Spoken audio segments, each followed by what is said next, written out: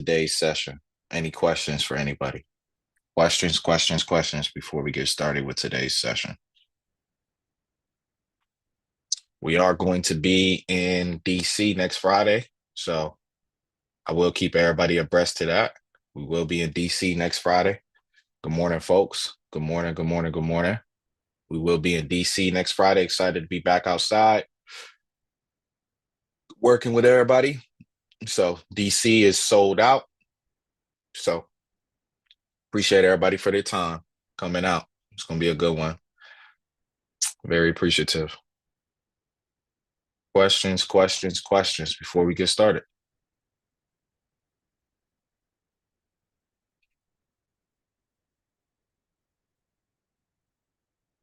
Yeah, Mr. Evans has a question. Let me ask him to unmute. Go ahead, Mr. Evans. Hey, how you doing, Lawrence? Good morning, Uh, brother. yeah, I was wondering, should I limit the amount of companies I have in my buy and hold? No, I mean, I follow a lot of people, so I know a lot of people suggest this company and that company, but from what I see, it's probably best to, have a short amount so you can invest more money in each one. So I was just wondering Yeah. your thoughts on that. Yeah, I feel like if you're working with I feel like you want to make sure it's concentrated, especially if you may be working with a smaller amount of capital instead of like spreading yourself in 20 tickers. And let's say we'll just use like a $15,000, like a smaller amount of capital that you might be, deploying. It might be best to for you to just really just start off realistically with, I would say, 3 to 5 companies versus being spread so thin. Because sometimes people might have like 10 to 15,000 or 20,000, but then they might be vested only 1,000 in each company. I think it's best at that point to probably consolidate, choose a 3 to 5. Right. Mm, Yeah. okay, appreciate Yeah. it. Yeah. No problem.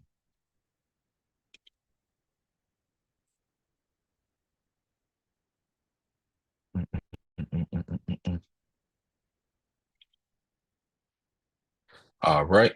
Let's go ahead and jump into it. So we're going to take a look at the calendar for next week, the economic calendar. Next week's economic calendar is not super busy, but not necessarily super light either. Majority of the information will come out on Wednesday, Thursday, and Friday. All right. So next week we are going to get GDP as well as the PCE numbers. So Friday will probably be the busiest day, along with Wednesday, the FOMC minutes come out at 2 p.m. So Friday the 20th, funny enough, will actually be in person that day. So that's actually perfect. Friday will be the busy day economic report wise. You got the PCE numbers, personal income numbers coming out, as well as GDP for Q4. All right. So you are going to hear those. You are going to get those numbers that come out at that time. So it should be a good one. Definitely lining up, for a good time in DC. So excited to be there on the 20th. We'll get the opportunity to break down these reports. So this is just your economic calendar going into the week. All right.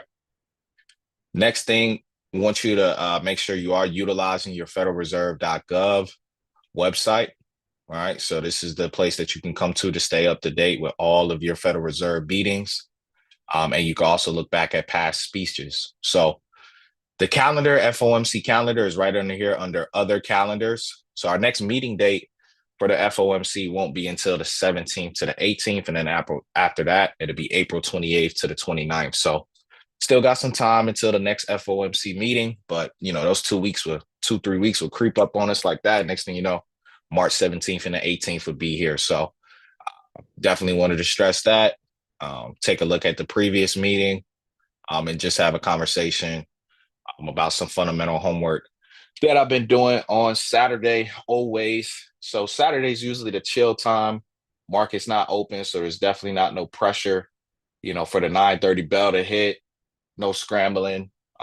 This is opportunity for you to assess, evaluate, and review each week all of the companies that you're following on your watch list as to what happened, what transpired, what did they do, and especially from a long-term investor perspective, it's tough sometimes to keep up. I feel like sometimes with the trading and long-term investing, when the market is open and you're pressuring yourself so much, there's going to be times that you miss certain investments. So if you don't have those alerts set, I think it is vitally important that you do have those alerts set for yourself so you know exactly what's going on with the companies that you're actually looking to get exposed to. So just those are my initial thoughts here today when it comes to taking a look at positions on specific companies. So wanted to stress that to everybody that's listening here to me today. Um, you know, just my initial thoughts overall. And let's start going into some of these companies and getting some updates on where we are at. Some companies have reported earnings post, some haven't quite yet. So let's jump into it. First thing I want to touch on is HIMS. HIMS. Now, HIMS right now is at a 30 PDE, earning about 53-cent EPS, but they have been getting dismantled by this lawsuit with NVO. So as we have been looking at NVO from an investment perspective, we've also seen Hims and Hers, face these lawsuits, and this stock has definitely plummeted since then. So the question about, okay, valuation, what's a fair price to pay? Like the number one question I probably get, it's like top five, really top three questions is, where should I buy? Where should I sell? Like those are top three questions. I guarantee when I go to DC next week, those are going to be some of the top three questions that I get asked. Now, momentum is a major mover in the market. I always stress this to people that momentum is a major mover in the market. So momentum always is what really moves the market upward or downward, and particularly sector by sector, you're able to see momentum carry things. And that could be good or bad momentum. So sometimes when bad momentum kicks in, that starts to directly distribute, right? We talk about the distribution phase that directly distributes a stock's pressure to the downside. So the momentum right now of this selling pressure is probably likely to carry downward, right? Until we now go ahead and flush even lower. So momentum, like I said, is always an important factor that you must pay attention to. And I think sometimes ends up getting overlooked, right? We do end up overlooking momentum when we are taking a look at the publicly traded markets. Um, we just happen to do that sometimes. It's just realistically, sentiment plays a major role. And the sentiment right now is a bit weak in this space. So last year, the sentiment was obviously very bullish, and there was a lot of optimism, particularly here on Hims and Hers, to where people are always going to be willing to overpay when optimism is high, right? So when optimism is high, people are always going to be willing to pay, right, more, all right? And I'll use this example, right? Your favorite athlete, right, is getting ready to play in a game, right? You're signing up. You believe that the game is going to be a big game, right? Big game coming into town. Tickets are maybe a little bit more expensive than maybe what you budgeted to pay. But because you believe, you're saying, hey, well, this is a big game. This is a playoffs, big game. You believe the game is going to go a certain way. And so you have that optimism, that belief in your team, right? Same way that you have belief in the company that they can get it done. So you have that optimism, that feeling, right? You may be willing to overpay for those tickets, right? Off of that feeling. Hey, team's coming into town. I'm feeling optimistic. It's a big game for us. We win, we can move on. And that's the same thing with these investments where, 2025, particularly in this space, right, was a very optimistic year, right? You couldn't really go too many places and not hear about Hims and Hers. Hims and Hers was on your television screens. It was talked about intensely in this space, right? As being, a potential leader, right? And it was an up and coming, right, company, right? That's pretty much what you heard from Hims and Hers, advertisement galore, right? You still see advertisement even here now. But now the tide has turned. They got hit with somebody who has a bigger bag than them, right? They got hit by a lawsuit and they had to put their product on a shelf. So now the game took place, but now the game isn't going the way that it should. And so momentum has now shifted and turned. So it's essentially like now we came out after halftime came in, right? The break came, but then third quarter was bad. It's a rough quarter. So now you're about to head into the fourth quarter for Hims and Hers. Now, I'm not saying that this company is going to get X off the map. I don't believe that, but you're heading into a fourth quarter scenario where you're down about 15 points and the clock is at literally at 12, just starting off. So now the clock's at 12 minutes, fourth quarter, you're down 15, right? So the odds of you coming back is, not to say you can't, but it's starting to get slim. And so now Hims and Hers, pressure, downside momentum, you're down 15. The morale is a little bit weaker.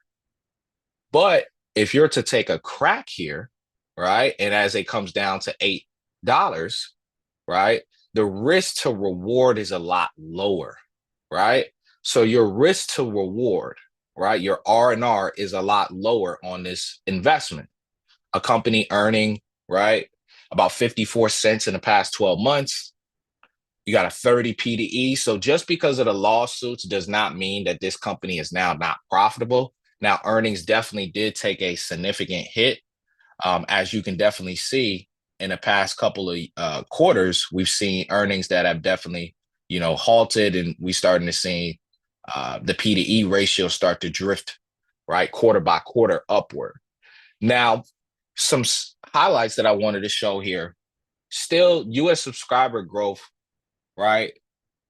Pretty much 40% year over year, excluding sexual health transition, right? So transitions from on demand to daily treatments expected to accelerate in the second half of 2026, right? So it wasn't all bad, right?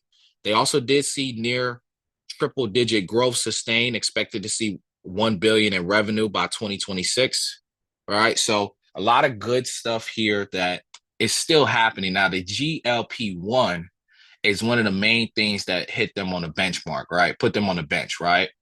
So that's the thing that really hit them the hardest. Now, despite some of these challenges, Hims has expanded its digital health platform nearly to 2.5 million subscribers, but its future growth may be at risk due to regulatory pressures. So I want to talk about sometimes when you see this rapid amount of growth very fast, and then you hit that brick wall. And that's the thing that I always stress about these companies is they tend to sometimes hit these brick walls very fast. Now, in Hims and Hers case, I have a story. It reminds me about the platform we're using now, and that's Zoom, right? Where you see an incredible amount of growth fast, but then you kind of hit a brick wall. And that's what happens with a lot of these tech companies is they do hit this growth fast, they hit a brick wall, and then price starts to reverse to the downside. So in Hims and Hers case, once again, you did see now you're starting to see, once again, earnings are starting to dwindle quarter by quarter. We've seen that last year. Now, the price, let's talk about it from a price perspective. Where does it make sense potentially to take a shot? And because Hims and Hers is not necessarily a household name, should you be high asset allocation invested in this in your portfolio? So essentially what I'm saying is, should this be a benchmark in your portfolio? Should this be an all-in number, right? Even at $8, should this be one that you say, you know what? I'm getting out of Apple for this. I'm getting out of Nvidia for this. Nah, that's not the case because this is still a high risk, high reward type investment, even at $8. But the risk to reward makes more sense at $8 to buy a company, right, that is falling from a price perspective, but also the earnings look like they may be a little bit weaker as well here too. So now it's going back to potentially being a 3 billion. Right now, we're actually at worth about $3 billion in market cap. So relatively quickly, we've erased $9 billion from essentially the peak very, very, very, very fast, right? A little over 9 billion did we erase. So this is one that's facing some legal challenges. And if they don't get these legal challenges right, they are going to come swiftly even more to the downside. And you see this time and time again with certain companies, right? Where you come in, you have a great year, but I always stress this, it's always hard to put a quality year back to back together, right? You can easily, it's just like I'll take it to sports again, and I love CJ Stroud. He's an Ohio State guy, so I love him, and I appreciate CJ Stroud for everything he's done. But his first year, you come in, you're looking amazing, but then the next 2 years, you just fall off. You're just not looking the way that you were in your first year. And it's always hard to put back-to-back years together. Texans defense, shout out to Houston Texans defense, had an incredible past 2 years. I mean, past the whole 3 years, right? Building that defense out, arguably two of the best defensive ends in the NFL. But it's hard when you don't have right that quarterback play, right? That's going to be able to consistently perform year over year. So you can have a good year, but now can you have what does your year two look like? What does your year three look like? Even with Jaden Daniels, his year two did not look like his year one, right? So it's always tough to kind of put, you might have that first year, right? But it's hard. It's hard. That second year, that's why they call it your sophomore slump. All right. So you can have a breakout year, but that sophomore slump a lot of times comes in for these companies the same way. It's always tough to put 2 years back to back together. And if you could do it and you start to put 3 years and 4 years, now you're talking about you're becoming the Chiefs. You know what I mean? You put 3 years in a row, you're becoming the Patriots. You start to put 3, 4, 5, 6, 7, 8 years in a row. Now you start talking about building a dynasty potentially. So we see these stocks, they come and go. You can have a great year, but you end up getting dropped off, and your price comes back down to where it should have been. Now let's go back to the first point that I made today. Is that's optimism. Optimism is the biggest mover in the market. Optimism, right, creates what? FOMO, right? Without optimism, there is no FOMO. People have to be optimistic first and say, we're thinking that this, so that thought of is people becoming optimistic. After people become optimistic, that's where they sit back, contemplate, and say, there's a fear if I don't invest my dollars here that I'm going to miss out. So optimism comes before the FOMO. So now people were last year were optimistic that this company could have a rapid growth rate. The moment that it showed you any sign of weakness was the moment it got drilled to the downside. And this is why these things flush very fast, because optimism, once again, can be the biggest contributor to FOMO and push a stock upwards. But whether or not it stays at those upside levels, the earnings have to validate the move. Earnings sentiment matter. Now, the sentiment changed as well as the earnings changed. People started to see, this company that I bought at $10, that's now $60, that's a 6X, right, is not earning quite what I wanted to earn. So I probably should take profit and get out of here, right? And that's exactly what, once again, that's exactly what they did. They took profit, right? Got out of there. And now price is coming back into the true zone that it should have been traded at. So a lot of these moves that we see on Wall Street, once again, are really moves that we only see typically. The main reason why we see a lot of times these moves on the street is mainly because people are optimistic, right? But then that optimism turns into FOMO. And then now when these stocks start to reverse to the downside, they become essentially what people call a falling knife, where you want to try to avoid these names as much as possible unless you have a high risk, right? Once again, high risk to reward. What's your risk to reward? Well, by evaluating this business at a 30 P to E, we've just now come back down into fair price range. Just now coming back in the fair price range. So price is still telling us from a technical perspective, based upon this chart, making lower lows and lower highs, that this thing can still come down lower. And there's not probably going to be much demand for it until it gets down to maybe in between $5 to $8. How do we know that? That's going to be the question. How do we know that? We can take previous price action that can tell us the story. So as price is coming back downward, I look and say, where did really the buyers have this demand for this stock? It was in between $5 to $8. That's why it traded here in 2021, 2022. You can see even here a little bit in between $5 to $8. That's where the demand will be for this particular equity, right? That's where a high amount of demand, and that's where honestly probably the most safest, even though I think that this name is going to probably plummet, and this is kind of me foreshadowing, but I think Hims and Hers probably end up being delisted. I'm not saying this year, but I'm just saying in the future, I can already kind of see the way that this thing is going. I could see Hims and Hers easily getting delisted and being bought out. Um, Beyond Meat's about to hit the D list soon. Teladoc will probably be right behind them soon. There's a lot of names on my watch list that used to be worth, you know, a few billion, 5, 10, 15, 20 billion that, you have to go back on. I have to go back on my watch list and be like, damn, they don't even have no data on Yahoo Finance anymore for you. You're done. You're delisted. I'm like, man, they got delisted. When was this? I'm like looking, I'm like, man, this is delisted, really. So, no knock to them, but I just don't think that what they're doing is sustainable. That's just my thoughts. I think they're a one hit wonder, and one hit wonders don't do well on Wall Street. One hit wonders get copycat by the big dogs, and you get a lawsuit and you get served and you get shipped on your way. And if you don't get delisted, you stay underneath $10. It's just how it works. Pump. I won't say that this is a pump and dump because it's not a pump and dump. This is definitely something that had capabilities of being something. And it had some revenue and some earnings to kind of prove that. So this is not like a penny stock that's just a pump and dump. This was a company that was actually on the right track.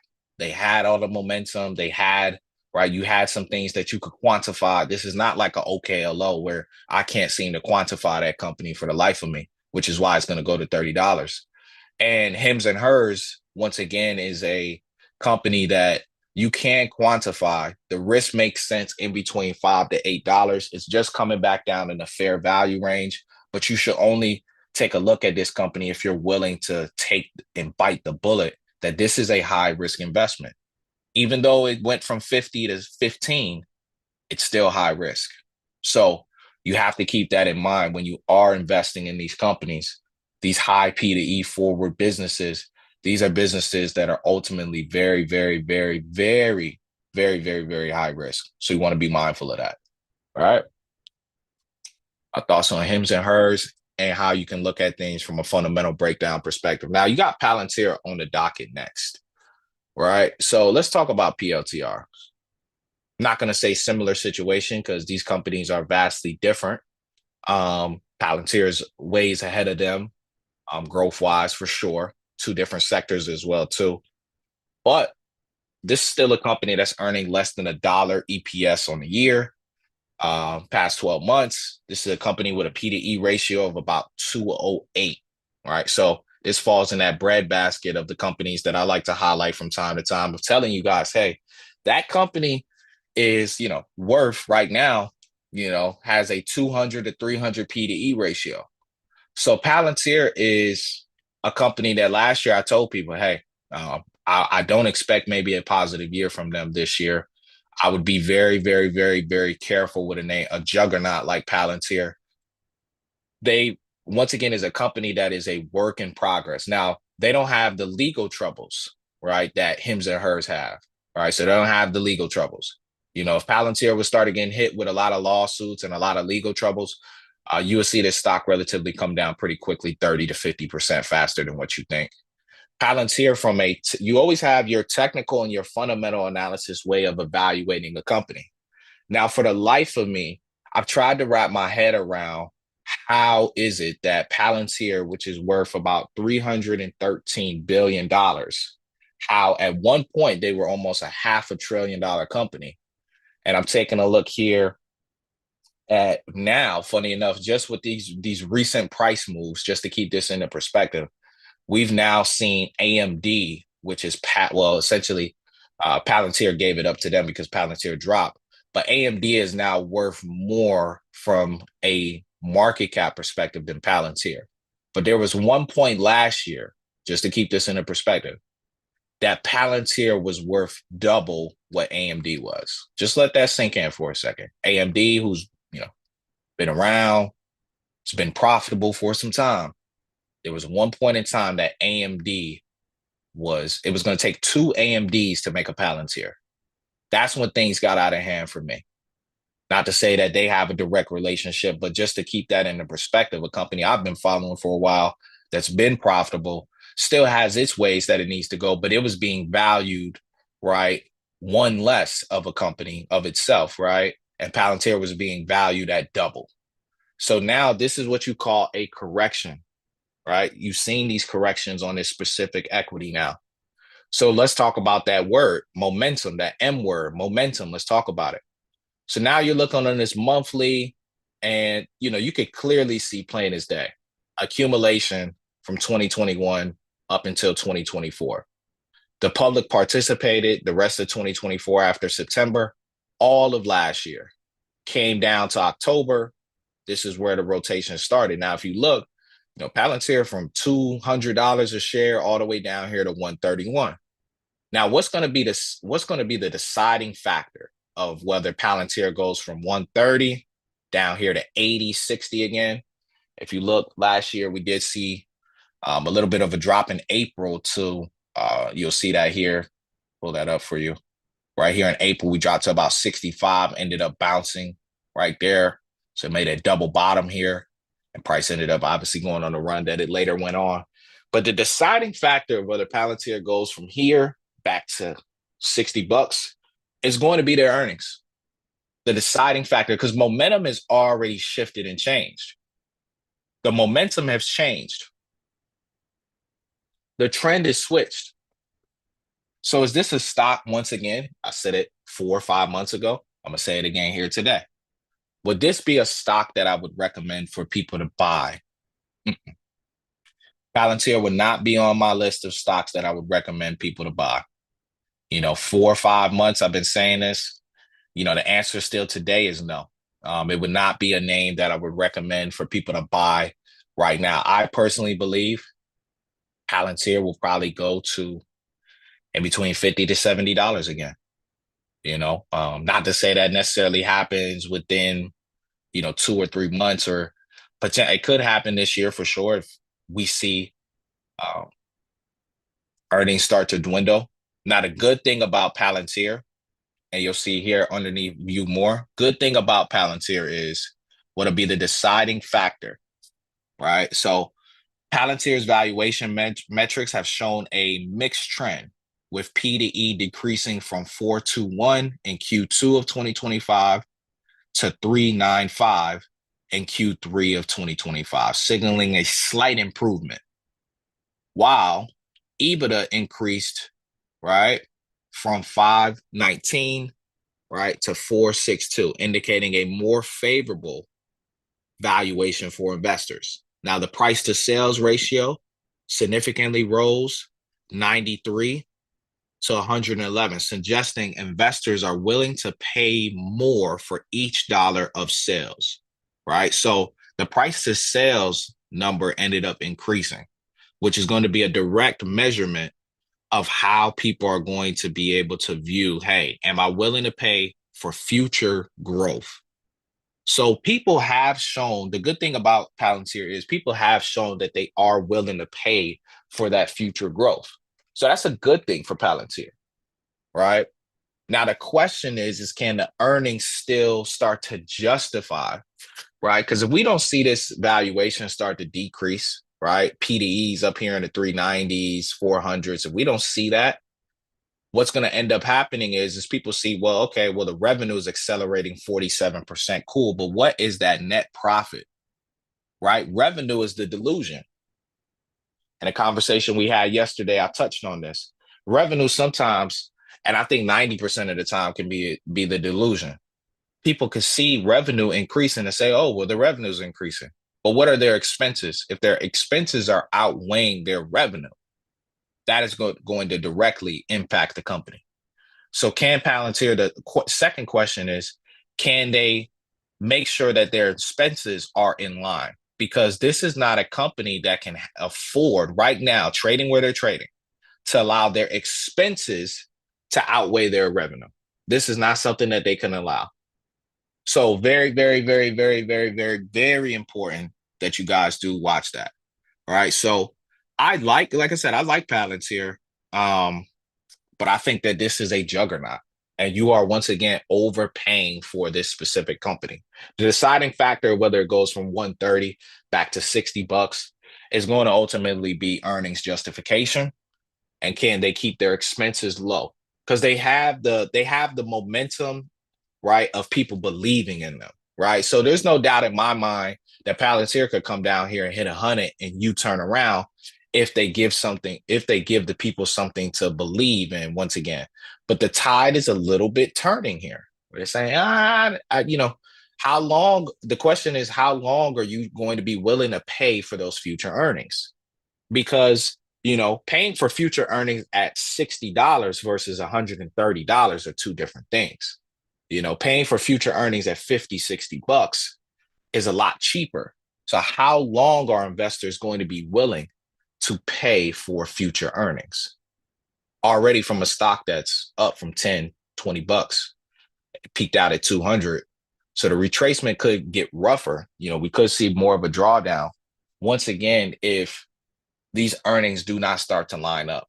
So this is not necessarily, I would say, a wrecking ball, but this is something that, you definitely want to watch, pay attention to, set your alerts, listen into these earnings calls, directly pay attention to the net profit and the expenses on Palantir's next two earnings calls, because those are going to be the deciding factors. Revenue looks good, which is good. You always want your revenue to be increasing that way. But what about your expenses? Those are the questions that investors are going to go into these next two earnings reports with and the rest of this year. So we'll see how that affects it and plays out here for this company. Palantir, once again, you're paying for future earnings. You're not paying for today's. You are paying for future. And so you want to understand that if you are investing in a company, am I really paying for today's earnings or am I buying for future earnings? Because if I'm buying for future earnings, I need to know that. This is why I say a lot of times people get caught in an overpay. You're overpaying too much for investments that are already priced for 2028 and 2029. And you're getting caught overpaying for these investments. So price is way too high right now, in my opinion, of Palantir. There's no way that it could be a recommendation of mine at $130. No way I could sit on a Zoom and recommend this to anybody. I couldn't recommend it. We talk at $50, it'd be probably top number one on the buy list. $130, nowhere on the buy list. Nowhere on the buy list is Palantir right now. Nowhere on the buy list. And that's to protect people, once again, from this downside action that it's going to happen. It's going to continue to trickle down. Does it get to 60? Palantir decides that. I don't decide that. Palantir is going to decide it. But it's up for you to be mindful and to be able to analyze that and see that well in advance. Once again, a lot of times people are looking to put their future, right? You're paying for future earnings. We talked about A Lab actually reported this week, right? So let's talk about A Lab. This has been a company we've covered here for some time. Let's give some insights. I've told you guys similar to, I don't want this thing until about 40, $50. Down here, I want this thing down in this area. I wanted to erase all of these gains before I would take a shot at it. Because why? I understand that A Lab, even listening to their call, A Lab is facing significant challenges after a 31% drop following its Q4 earnings report, despite strong revenue guidance. What did I just say? You can have strong revenue. Here we go. Now, despite the strong revenue guidance, the company is focusing on AI infrastructure, right? Is going to manage concerns over valuation and also as well market competition. So this goes to the point that I just made. You can have strong revenue guidance. But now let's highlight a couple of things here, particularly on this name. Now, where we go. So Q4 revenue was up 17% quarter over quarter, but it was also up 92% year over year. This is why I say revenue can be a delusion, because you're looking and saying, well, man, they're up 17% quarter by quarter and 92% year over year, right? But let's really dial in with that, right? Reported Q4 2025 revenue of $270 million. With full-year revenue reaching $852 million. So last year, that means they did about $400 million and $425 million in revenue. Q1 2026 guidance calls for a substantial 6 to 10% growth. So that's what, now let's talk about this. Couple of things that I want to scroll down to: Scorpio, Aries, Taurus, Leo. These are just some of their segment, right? Segment of their businesses. These four main segments, right? Particularly here on their business. Strategic updates. They also have an Amazon warrant agreement for $6.5 billion dollars. Is going to cover smart fabric switches, signal conditioning, optical engines. Israel Design Center announced Q1 of 2026. So you got some things, some updates here. They do have a partnership as well, a few different links with NVDA. So Astera Labs has been making some good moves, right? Don't get it twisted. They have been making some good moves, but now what's going to end up happening is they are going to face this decline. The stock price is incredibly overvalued for $1.22. You see, once again, when momentum is hot in a space, people are going to be willing to overpay. Once again, the big game's coming into town. You're like, man, I'm willing to overpay. But as the season starts going and you start to see the team slip and the tickets start to become cheaper, right? Sorry to all my Falcons fans, but I'm just going to use it. Usually Falcons fans, you know, preseason tickets is usually, man, they it's high. Week one to week four. You know what I mean? Tickets a little bit high at Mercedes Benz. By the time week 12 to week 18 rolls around, tickets a little bit cheaper. You probably before you was probably looking and saying, I'll just go by myself or I'll just take one person. Next thing you know, you're looking at the tickets, you're like, shoot, yeah, we'll take six people. We'll pay the same amount. So that's the same case here with these companies, man. The momentum is high, right? But once it started to drift, people aren't willing to overpay. So they're not going to be willing to overpay. So it ends up coming here to the downside and gets back to ranges and levels that you want to pick up equities at. So the method is, I always stress when momentum is, when you feel, even you get a feeling, right? Even when you feel like a sector is overran, and I've used this example a few times on Twitter. Like, I don't like to scroll on Twitter and, you know, boom, I'm seeing, my same tickers, over and over again that have kind of just ran, right? I just want to be careful when I start to see too many stocks that haven't actually become profitable yet. I'm starting to see these names, pop up, right? Look at Nebis here. Yeah. And I like Nebis, you know what I mean? And it's not like I'm blocking these, but I just like to scroll. I just like to see sometimes, is my stocks being talked about a little bit too much, right? Amazon, of course, we're fine with, right? We're fine when we see that. But when I start to see a little bit too much of hype train, right, particularly on tickers that I know that are not profitable, I just want to be mindful of that. So it just takes a quick scroll, and boom, I could easily end up seeing, right, IREN, those names start popping up. So I just want to be mindful and be careful of that, right? And then, they start comparing mind-blowing comp. Excuse me, not AEW, AWS cloud revenue. When I start seeing you compare Amazon to Nebis, that's where I get worried.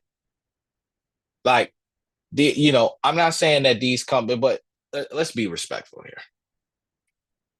Nebis is not Nebis is not doing nothing, nothing compared to Amazon. So we got, they always say, oh my gosh, oh my gosh, oh my gosh, oh my gosh, Nebis is going to be like AWS. And that's where the FOMO comes in. So you want to be mindful of that. You have a lot of times the fear of missing out. FOMO. All right. So definitely just wanted to, stress that. Now, would I trade that? That's a great question. Those assets are always tradable. Your Palantirs, your Nebises, right? Your A Labs, for sure. We would love to trade those things to the downside. But what we start to see is those rotations. So you want to be mindful, being careful, setting your stops. But OKLO, your IRENs, like we traded your core weaves, right? Your circle internet groups. We're just throwing out different tickers that we've had over the time. So these are always good tradable assets for sure, because they are going to provide you a decent amount of movement. But if, from a long-term investor perspective, the price that you pay does matter. And where you get it, where you do get an investment at, matters too. From a momentum standpoint, where you bought it at, what phase. So you want to be mindful of that. So, yeah. So it is 8:30. I'm going to go ahead and wrap up this class here. We will be live with the weekly watch list tomorrow. So you guys can tap in with me tomorrow for the weekly watch list. I appreciate everybody for joining me here today. I appreciate you guys. And DC, I'll see you guys on Friday. We got an action-packed week ahead. And I would say, some homework assignments. Take some of the things that we taught today. I'll post this recording up. Take some of the things we taught today. Use these on some of your tickers here over the weekend. Leverage these tools and instruments that we're sharing and showing you. Really do a deep dive. You also see me using the Yahoo Finance Analyze, that AI. Utilize AI to your tools instead of you having to go and get a lot of the information. It's right there for you now. You still go to your statistics tabs and things like that, but a lot of the information is right there for you. So I appreciate you guys. Man, you guys have a blessed one. Happy Valentine's Day to all the queens in here. Hopefully you guys have a blessed day. Flowers, massages, all of the things you guys love and enjoy. We appreciate you guys always. So shout out to all the BWSO queens. Happy Valentine's Day to you ladies here. And I appreciate you guys. I'll see you guys tomorrow. Thank you.